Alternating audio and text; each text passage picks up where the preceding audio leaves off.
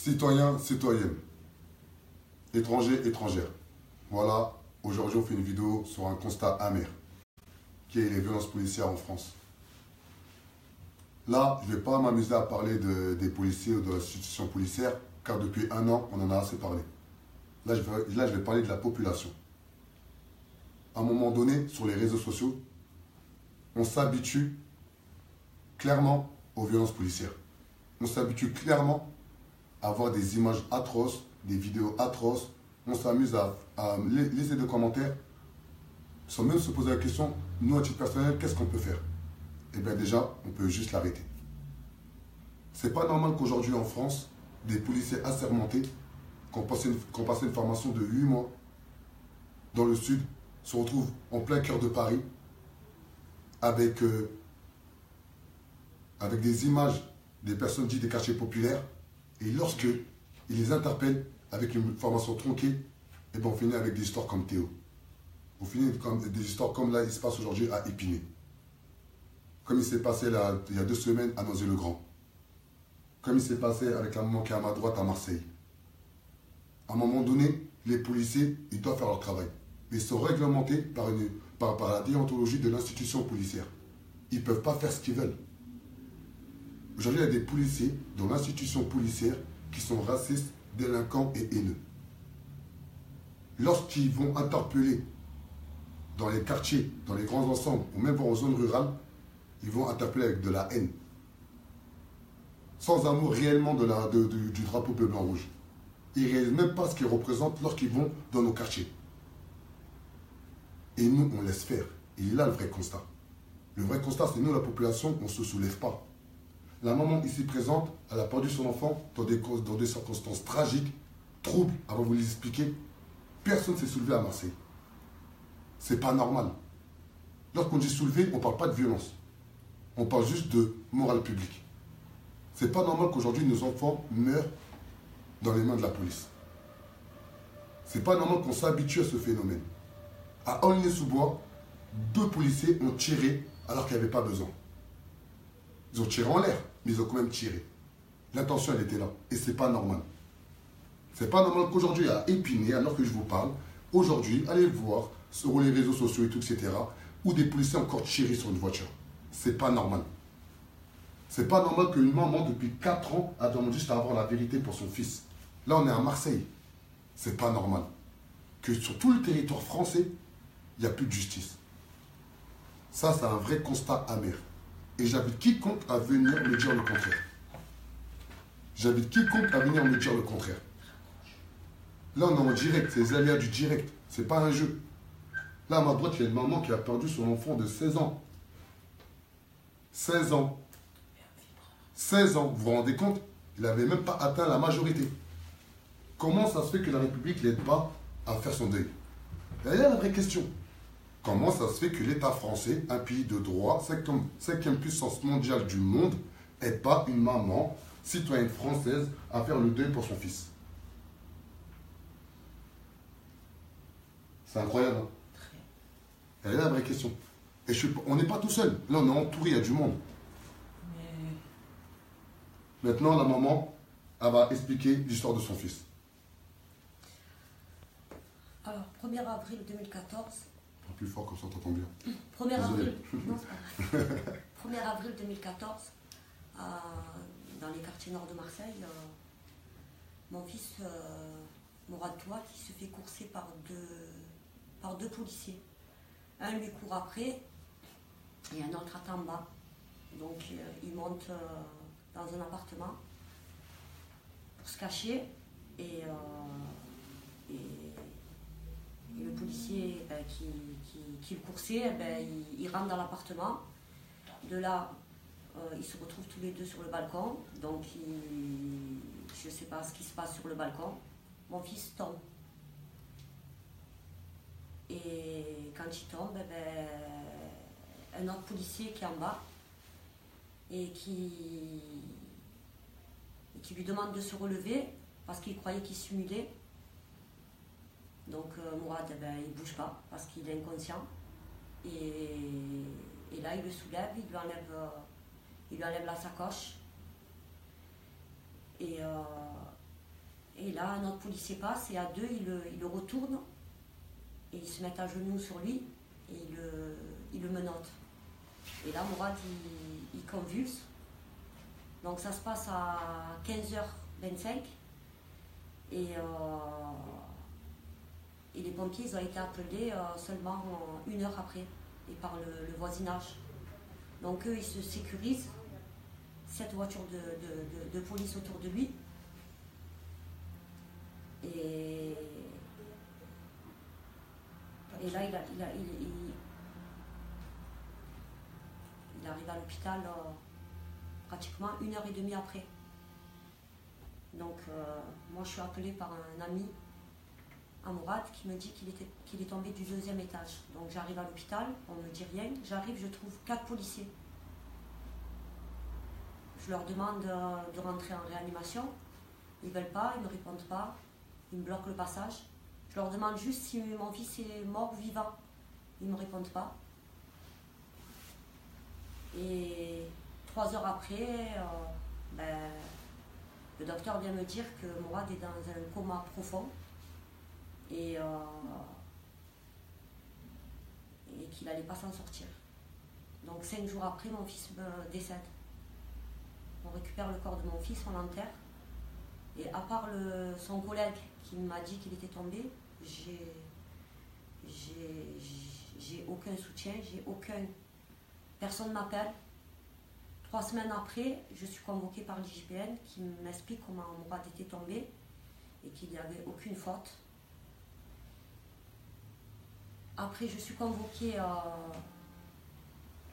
par un commissariat qui me demande, parce que tout de suite, le jour même et le lendemain, et ça pendant 3 jours, donc sur les journaux, à la télé, on dit un jeune de 16 ans, un charbonneur se défenestre.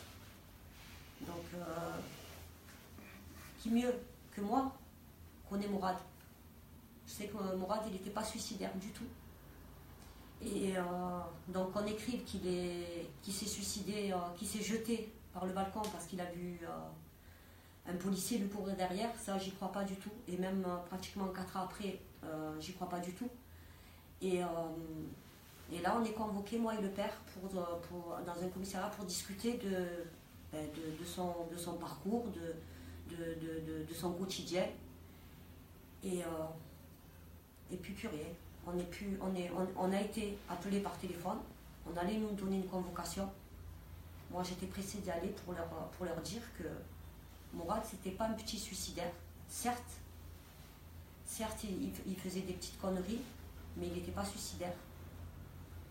Et du coup, je suis plus convoquée, on nous laisse comme ça.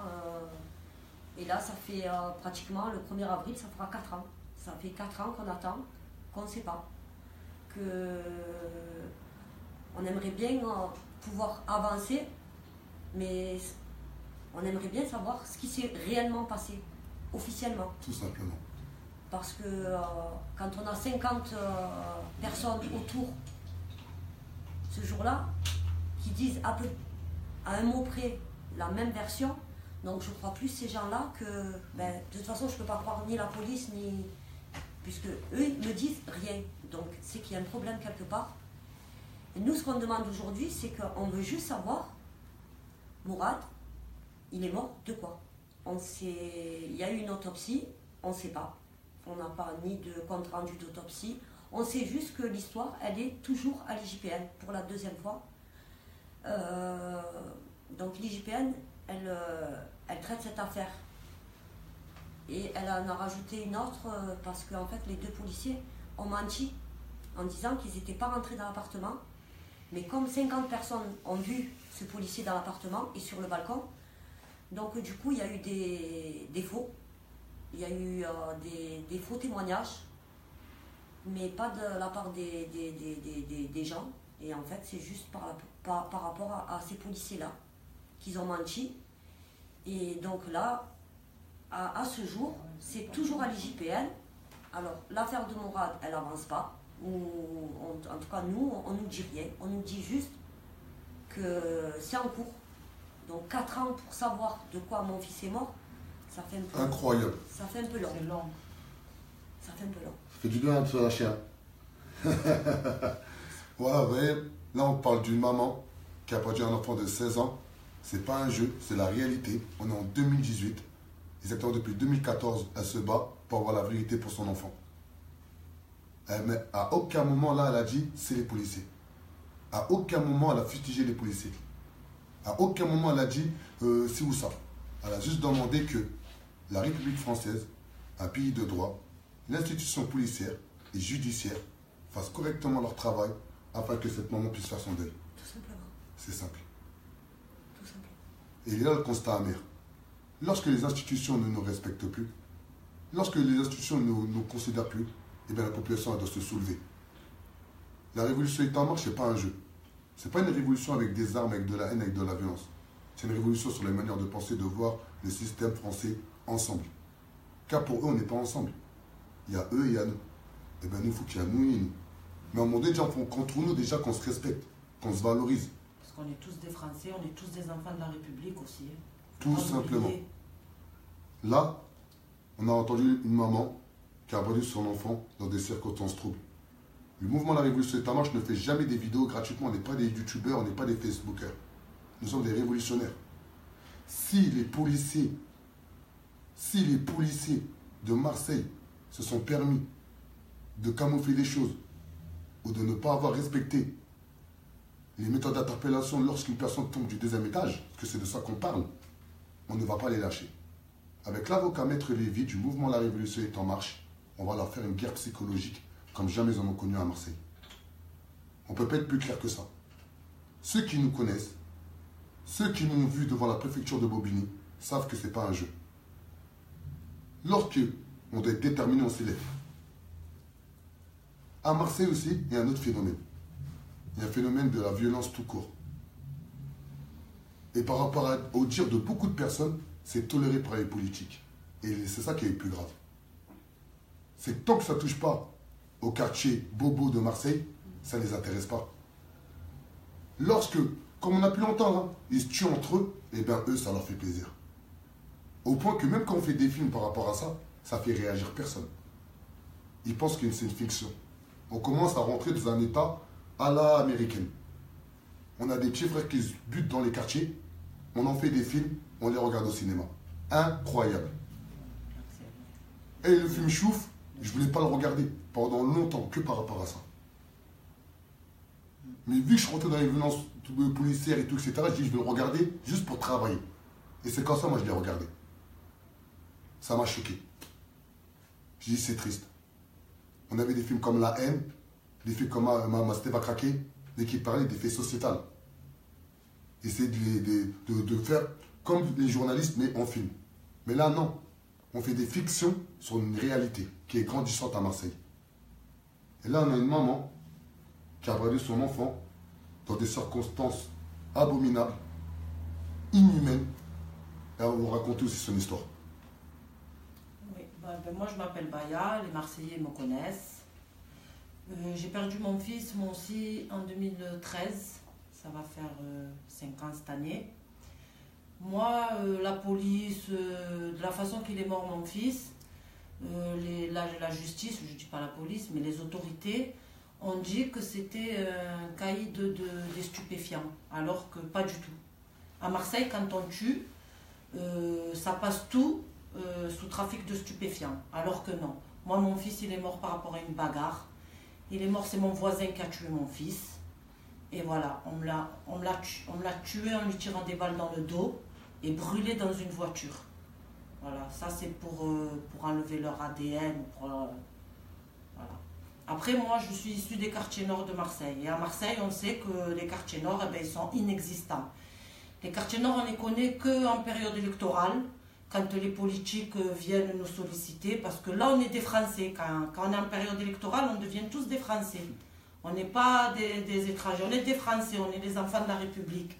Et quand les élections sont passées, on redevient un arabe de service, ou le noir de service, ou l'immigré de service. Bref, voilà. Après, les politiques, les politiques aussi, j'en ai vu quelques-uns qui sont venus me faire les condoléances. et qu'ils ont dit qu'ils allaient me sortir de là où j'étais parce que genre j'habite dans les ghettos. Ben après les condoléances, je les ai plus vus. Voilà, la justice, eh ben, mon fils il est mort par rapport à soi-disant un trafic de stupéfiants. Ben voilà, ben l'affaire, ils veulent la classer. Et voilà, pourtant, je suis pas la seule maman. On est beaucoup de mamans, malheureusement, à Marseille, qui avons subi ce genre de crime, voilà, de drame atroce. Mais voilà, ben, on n'est pas soutenu, on n'est pas aidé. Mais en plus, Baya, qu'est-ce qu'elle a oublié de dire? C'est que lorsqu'elle a demandé quand même à déménager, ça a été toute une histoire au point qu'elle a fini au tribunal pour justifier pourquoi elle voulait déménager. Et lorsqu'elle a expliqué l'histoire quand elle était au juge. En fait, moi, mon bailleur, je le dis, diffamation ou pas diffamation, mon bailleur, c'était la Logirem. Voilà. Logirem. Et Logirem, j'y habite, moi, depuis que je suis née. Ma maman, déjà, elle habitait avec Logirem depuis des années. Moi, je me suis mariée, j'ai pris un appartement à Fond-Vert et j'y suis née, je m'y suis mariée, j'ai vécu à Fond-Vert. Et mon bailleur est venu me voir, me faire les condoléances, celle qui s'occupait du bureau. Et elle m'a dit, ne t'inquiète pas, on va te faire une mutation, tu ne vas pas rester là, quand même, on a tué ton fils derrière chez toi. Voilà. Plus rien. Je les ai sollicités plusieurs fois, t'inquiète pas, t'inquiète pas. Après, c'est vrai que j'ai fait un truc pas bien, c'est que j'ai arrêté de payer les loyers, mais j'aurais dû les bloquer. Mais ça, personne, il m'a dit... je ne connaissais pas. Voilà, je ne savais pas qu'on pouvait prendre un huissier, bloquer les loyers et tout. Et Logirem, il m'a mis au tribunal pour une expulsion. Quand je suis arrivée au tribunal, la juge m'a demandé pourquoi j'ai arrêté de payer mes loyers, puisque quand même, j'étais quelqu'un qui avait de temps en temps un petit souci, mais... Comme tout le monde, voilà. Ça arrive. Mais mes loyers étaient toujours à jour, on va dire. Et quand je lui ai expliqué que, voilà, madame, pour moi, c'était invivable parce qu'on a tué mon fils derrière chez moi, on l'a brûlé dans une voiture, la juge, elle a regardé l'avocat de la Logirem, elle lui a dit, mais maître, et lui aussi, il a dit qu'il n'était pas au courant. Elle m'a dit, c'est bon, madame, voilà, elle n'a pas voulu me retenir plus, la juge. Et voilà. J'ai été contactée par la Logirem. Ils m'ont fait visiter un appartement. Ils m'ont dit que si je payais mes loyers, que si je réglais ma dette, on me relogeait. J'ai réglé ma dette. Et pour dire qu'il y a des gens que je ne connais même pas, un jeune de Paris, que je connais ni d'Adam ni de Ève, qui a vu mon histoire à la télé, qui a retenu mon nom, qui m'a cherché dans les réseaux sociaux, il m'a trouvé sur Facebook. Ce jeune homme, il m'a aidé. Il s'appelle Azouz et je l'en remercie beaucoup. Il m'a aidé à payer une partie de ma dette de loyer. J'ai réglé ma dette de loyer, non. J'ai perdu mon appartement, on ne m'a pas relogé. J'ai atterri un peu chez ma soeur, un peu chez mon ex-mari. Et j'ai fait partie d'un collectif. Il y a un collectif qui s'est créé justement après tous ces drames-là. J'ai fait partie de ce collectif et le procureur de la République a mandaté le pacte 13 pour me reloger. Voilà, j'ai été relogée, on va dire entre guillemets, grâce au procureur de la République. Voilà. Là, c'est exactement la même histoire. Je peux dire quelque chose? Parce que ça tient à peu près la même...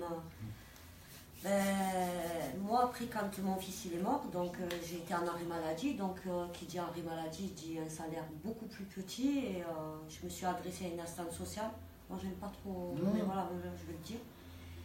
Et en disant que j'avais plus les mêmes moyens et que je ne pouvais pas payer un loyer de 780 €.